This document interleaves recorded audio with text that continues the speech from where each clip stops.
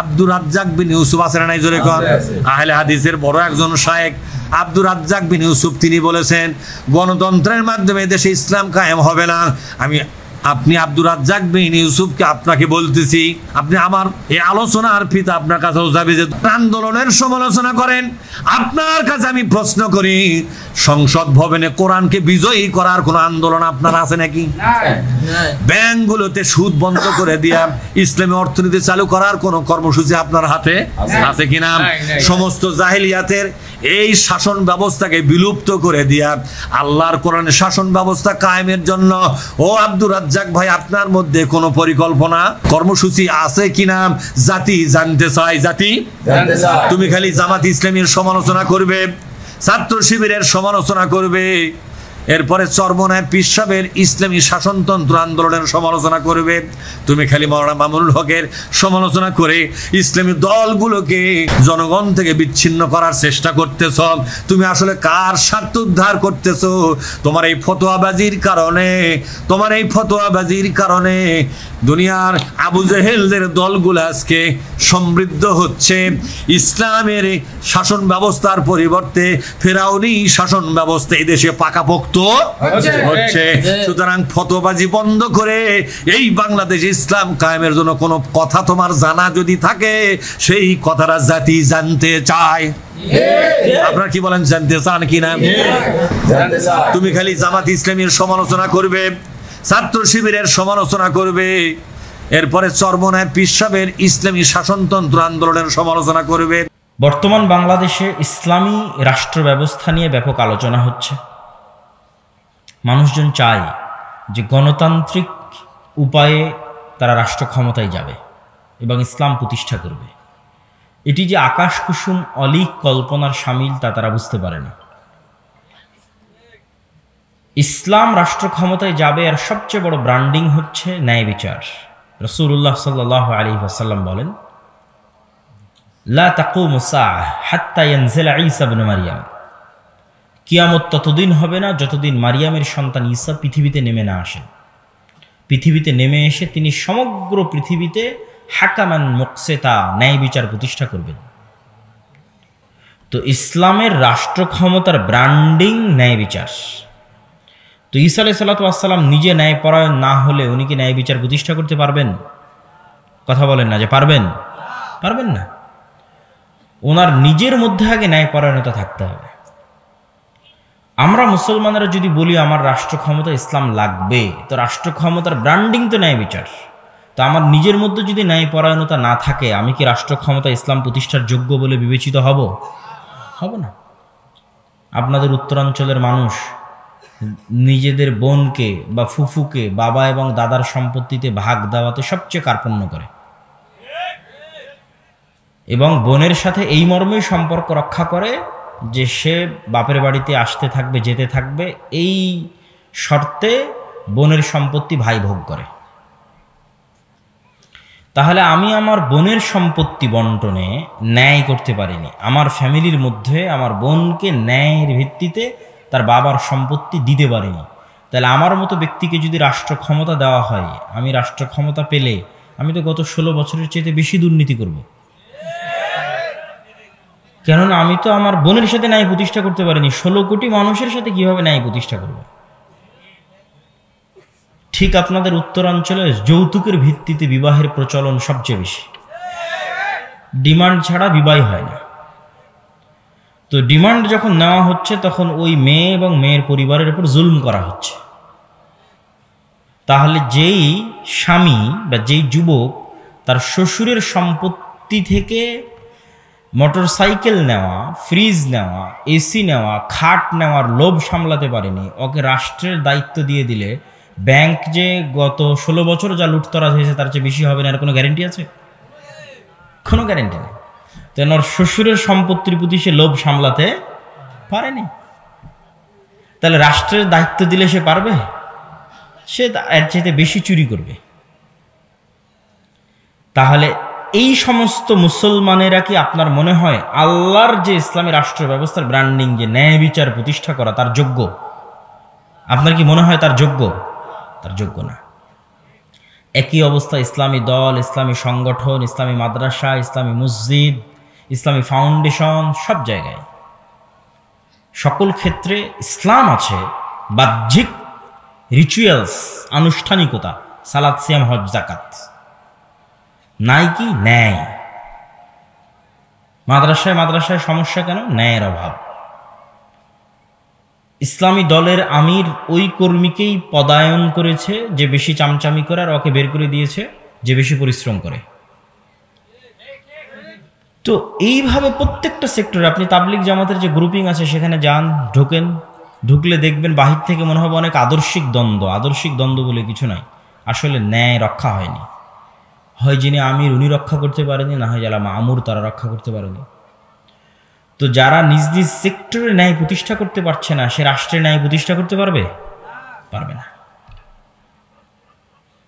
যে নিজের দলে, নিজের মাদ্রাসায়, নিজের মসজিদে ন্যায় প্রতিষ্ঠা করতে পারেনি, ও রাষ্ট্রে ন্যায় প্রতিষ্ঠা করার অযোগ্য। ফলত আল্লাহর দৃষ্টিতে যে ইসলামী রাষ্ট্র, সেটার সে যোগ্য নয়। আবার যদি মিথ্যার দিক থেকে দেখেন, যে মিথ্যার অপরাধ মুসলমানদের কাছে কতটা হালকা হয়ে গেছে আজকের যুগে, যেখানে তৎকালীন মক্কার কাফের মুশরিকরা পর্যন্ত যারা নেতা ছিল, নেতৃস্থানীয় জায়গায় ছিল, তারা মিথ্যাকে ভয় পেত। আবু তালেব কাফের, মুশরিক, মূর্তি পূজক, কিন্তু আবু তালেব আল্লাহর নবীর চাচা, কোনোদিন মিথ্যা বলেছে এটা প্রমাণ করা খুব কঠিন আছে। আবু তালেব তার জবানের দাম রক্ষা করার জন্য 3 বছর তার ভাতিজা মুহাম্মদ সাল্লাল্লাহু আলাইহি ওয়াসাল্লামের সাথে শিয়াবে আবি তালেবে না খেয়ে বয়কট অবস্থায় জীবনযাপন করেছে, শুধু মুখের কথা রক্ষা করার জন্য।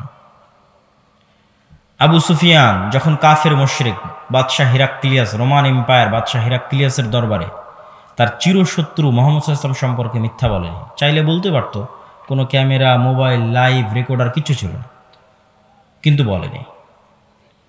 কিন্তু আপনি এখন বাংলাদেশের কোনো এক রাজনৈতিক দলের নেতাকে আর এক রাজনৈতিক দলের নেতা সম্পর্কে জিজ্ঞেস করেন, যা বলবে সব মিথ্যা। কেননা এই গণতান্ত্রিক রাজনীতিটা টিকেই আছে কিসের উপর? মিথ্যার উপর টিকে আছে। তাহলে এরকম মিথ্যুক মানুষেরা ইসলামী রাষ্ট্রের নেতৃত্ব দেওয়ার যোগ্য বলে বিবেচিত হবে? কখনোই না। এই ধরনের মুসলমানদের আল্লাহ সুবহানাহু ওয়া তাআলা নেতা বানাবেন না। নেতা হতে হলে ন্যায় পরায়ণ হতে হয়, সত্য বলতে শিখতে হয়, না হলে নেতা হওয়া যায় না।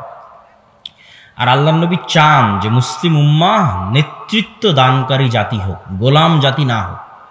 চান দেখেই তিনি বলছেন, কেননা নেতার আত্মসম্মান থাকে, মিথ্যুকের কোনো আত্মসম্মান থাকে না। চান দেখে আল্লাহর নবী বলছেন, আল্লাহুম্মা আউযুবিকা মিনাল মা'সামি ওয়াল মাগরাম, আল্লাহ আমি পাপ থেকে বাঁচতে চাই, ঋণ থেকে বাঁচতে চাই। আর এক দোয়াই বলছেন, আল্লাহুম্মা আউযুবিকা মিনাল হাম্মি ওয়াল হুজন, বলতে বলতে ওয়াজালি'দ দাইন, ঋণ থেকে বাঁচতে চাই। আল্লাহর নবীকে জিজ্ঞেস করা হলো, কেন ঋণ থেকে বাঁচতে চান? তিনি বললেন, ইজাস্তাদানা রাজুল, মানুষ যখন ঋণ নেওয়া শুরু করে তখন মিথ্যা বলা শুরু করে। বোঝেননি মনে হয়? মানুষ যখন ঋণ নেওয়া শুরু করে তখন কি বলা শুরু করে? তাহলে মিথ্যা যেন না বলতে হয়, এই জন্য আল্লাহর নবী কি নিতে চান না? লোন নিতে চান না। কেননা লোন নিলে মিথ্যা বলতে হয়, মিথ্যা বললে নেতৃত্বের যে যোগ্যতা আছে, সেলফ রেসপেক্ট, আত্মমর্যাদা যে আছে, এটা নষ্ট হয়ে যাবে, গোলাম হয়ে যাবে। এই জন্য ইহুদিরা চায় সুদের এমন একটা ইকোসিস্টেম তৈরি করতে যে পৃথিবীর প্রত্যেকটা মানুষ ঋণগ্রস্ত হবে।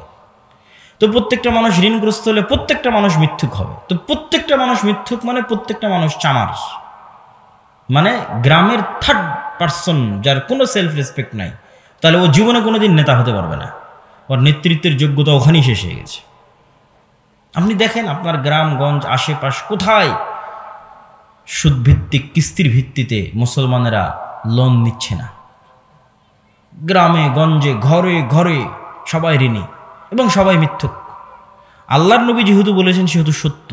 আপনিও বাছাই করে দেখতে পারেন, যতজন কিস্তির ভিত্তিতে লোন নিচ্ছে তারা সবাই মিথ্যার আশ্রয় নিচ্ছে না?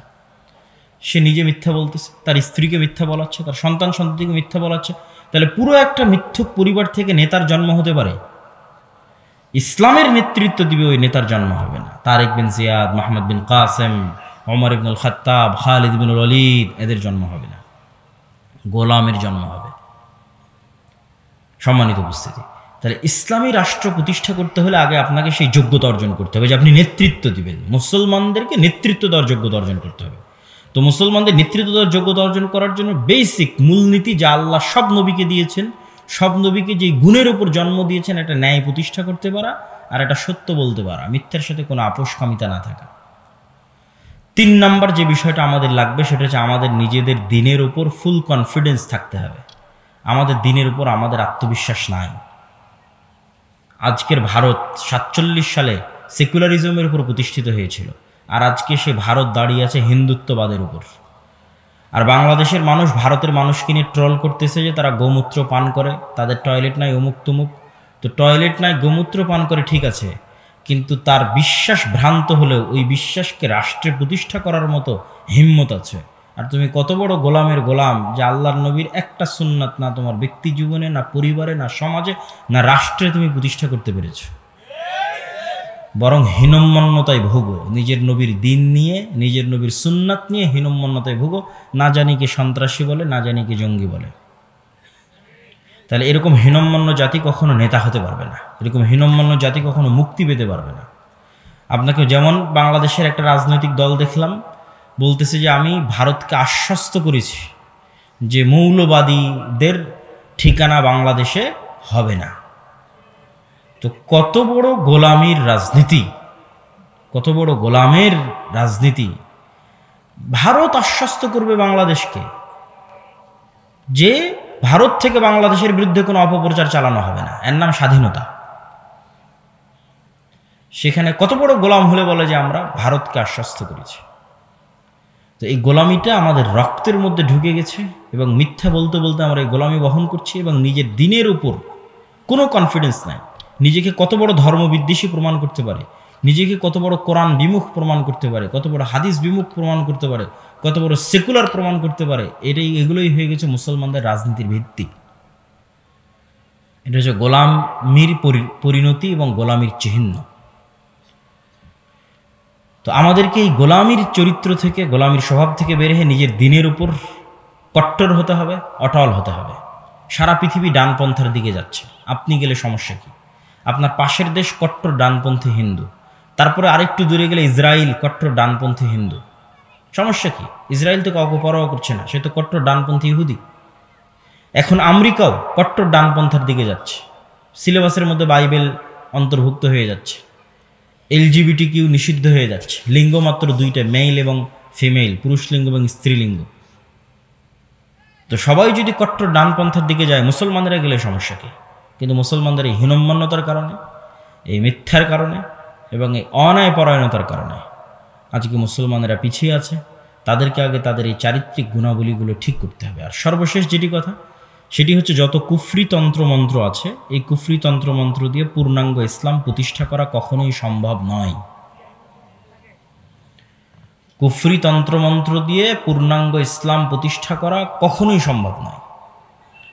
আপনি বিকৃত ইসলাম প্রতিষ্ঠা করতে পারেন, অপূর্ণাঙ্গ ইসলাম প্রতিষ্ঠা করতে পারেন, মন্দের ভালো বলতে পারেন, কিন্তু পূর্ণাঙ্গ ইসলাম অসম্ভব। পূর্ণাঙ্গ ইসলাম প্রতিষ্ঠা করতে হলে পূর্ণাঙ্গ বিপ্লব লাগবে, যাই পুরো সিস্টেমকে সম্পূর্ণরূপে পরিবর্তন করে দিবে। এবং সেটার জন্য একদল তরুণকে এগিয়ে আসতে হবে, যারা হবে ন্যায় পরায়ণ, যারা হবে সত্যবাদী, যারা হবে নিজের দিনের উপর আপোষহীন কট্টর, এবং যারা এই সমস্ত কুফরি তন্ত্রমন্ত্র থেকে নিজেদেরকে মুক্ত ঘোষণা করবে, যেমনভাবে ইব্রাহিম আলাইহিসসালাতু ওয়াসসালাম নিজেকে শিরক থেকে মুক্ত ঘোষণা করেছিলেন। ইন্নী বারীউম মিম্মা তুশরিকুন, হে আমার জাতি, তোমরা যে শিরক করো এটা থেকে আমি মুক্ত। ইন্নী ওয়াজ্জাহতু ওয়াজহি লিল্লাযী ফাতারাস সামাওয়াতি ওয়াল আরজ, আমি আমার মুখমণ্ডলকে ওই প্রতিপালকের দিকে ফিরিয়ে নিয়ে যাচ্ছি যিনি আসমান এবং জমিনকে সৃষ্টি করেছেন, আর আমি মুশরিকদের অন্তর্ভুক্ত নই। আর এক আয়াতে ইব্রাহিম আলাইহিস সালাম বলেছেন, আল্লাহ সুবহানাহু ওয়া তাআলা বলেন ইব্রাহিম আলাইহিস সালামের কথা, কাফারনা বিকুম, তোমাদের কুফরি করলাম, তোমাদের রব, তোমাদের প্রতিপালক, তোমাদের মূর্তি, যা পূজনীয় ইলাহ আছে, এগুলোর কুফরি করলাম। তো এই সমস্ত কুফরি মতবাদ থেকে নিজেদেরকে মুক্ত ঘোষণা করতে হবে এবং অন্যায়ের বিরুদ্ধে আন্দোলন করতে হবে। নিজ নিজ জায়গায়, নিজ নিজ সেক্টরে, নিজ নিজ সক্ষমতার মধ্যে ন্যায় প্রতিষ্ঠা করতে হবে। তথা আপনাদের দাওয়াতি কাজের অংশ শুধু সালাত, শুধু সিয়াম, এটি না, এটি হয়েও, মানে এটির পাশাপাশি আপনাদের দাওয়াতি কাজের অংশ সালাত, সিয়াম, আকীদা যেমন হবে, তার পাশাপাশি দাওয়াতি কাজের একটা অংশ হবে আল আমরু বিল মারুফ ওয়ান নাহি আনিল মুনকার, তথা অন্যায়ের প্রতিবাদ করা, অন্যায়কে দমানো। যেমন আপনারা যারা বিভিন্ন এলাকায় বিভিন্ন গ্রামগঞ্জে দাওয়াতি কাজ করেন, তো এতদিন দাওয়াতি কাজ করতেন কি? দাওয়াতি কাজ করতেন সালাতের, সিয়ামের, আকীদার। এখন তার সাথে আরেকটা জিনিস যুক্ত করবেন, যে কোনো বাড়িতে যদি মৃত মানুষ মারা যায় তো ওই মৃত ব্যক্তির কন্যাকে তার সম্পত্তি বুঝিয়ে দিতে বাধ্য করবেন। বুঝেননি মনে হয়? তাহলে আপনি কি প্রতিষ্ঠা করলেন বলেন তো? ন্যায় প্রতিষ্ঠা করলেন। তো ন্যায় প্রতিষ্ঠা করলেন মানে নেতা হয়ে গেলেন। এটা জেনে রাখেন যে ন্যায় প্রতিষ্ঠা করা মানে বাই ডিফল্ট নেতা হওয়া। আপনাকে আর আলাদা করে নেতা হতে হবে না, আলাদা করে ভোট চাইতে যেতে হবে না। আপনি ন্যায় প্রতিষ্ঠা করতে পারছেন মানে নেতা হয়ে গেছে। যত বেশি পরিমাণে ন্যায় প্রতিষ্ঠা করতে পারবেন তত বড় লেভেলের নেতা হবেন। এভাবেই আল্লাহ সুবহানাহু ওয়া তাআলা পৃথিবী সাজিয়েছে।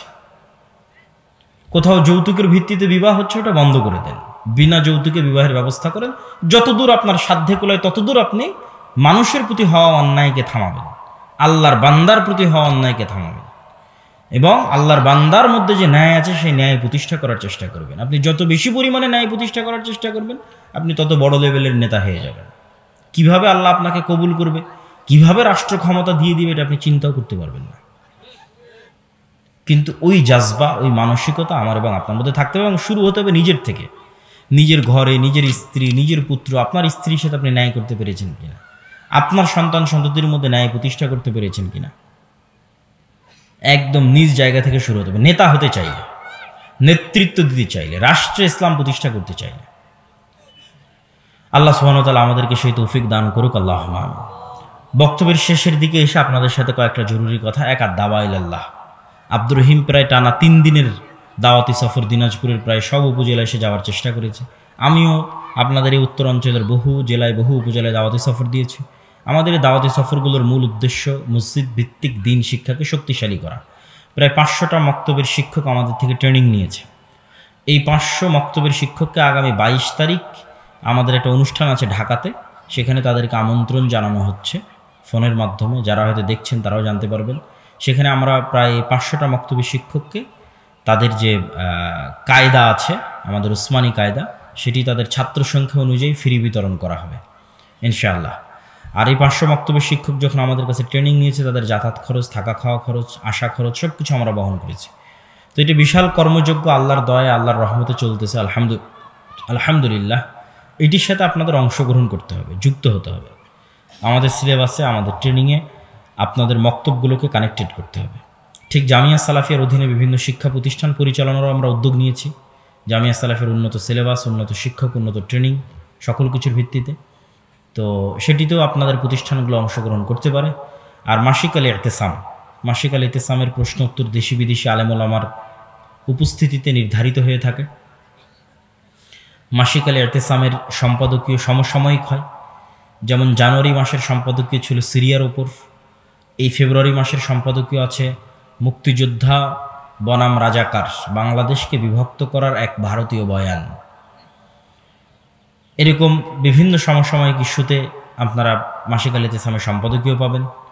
আর সর্বশেষ আগামী 13-14 ফেব্রুয়ারি আল জামিয়া সালাফিয়া রূপগঞ্জ নারায়ণগঞ্জে ভারত, পাকিস্তান, সৌদি আরব, নেপাল, বিভিন্ন রাষ্ট্রের বড় বড় আলেম ওলামা উপস্থিত থাকবেন। বিশেষ করে আল্লামা ইবতিসাম ইলাহি জহির, যিনি আল্লামা ইহসান ইলাহি জহির রাহিমাহুল্লাহর সন্তান, তিনি জামিয়া সালাফিয়ার দাওয়াতে বাংলাদেশে আসতেছেন। তিনিও আগামী 13-14 ফেব্রুয়ারি উক্ত সালাফি কনফারেন্সে উপস্থিত থাকবেন।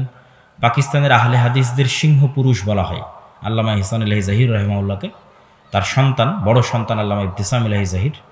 তো আপনাদের সকলের উদাত্ত আহ্বান থাকলো উক্ত আগামী 13-14 ফেব্রুয়ারির 2 দিনব্যাপী রূপগঞ্জের কনফারেন্সে উপস্থিত হয়ে সেটিকে সাফল্যমণ্ডিত করার, আর দাওয়া ইলাল্লাহর সাথে সম্পৃক্ত হয়ে মসজিদ ভিত্তিক দিন শিক্ষাকে শক্তিশালী করার, এবং মাসিক আল ইতিসাম পড়া এবং ফ্রি বিতরণের মাধ্যমে এই দাওয়াতি কাজকে আরও শক্তিশালী, আরও জোরদার করার। আল্লাহ সুবহানাহু ওয়া তাআলা আমাদের সকলকে কবুল করুক, আল্লাহুম্মা আমিন। ওয়া আখিরু দাওয়ানা আনিল হামদুলিল্লাহি রাব্বিল আলামিন। সুবহানাকাল্লাহুম্মা ওয়া বিহামদিকা আশহাদু আল্লা ইলাহা ইল্লা আনতা আস্তাগফিরুকা ওয়া আতুবু ইলাইক।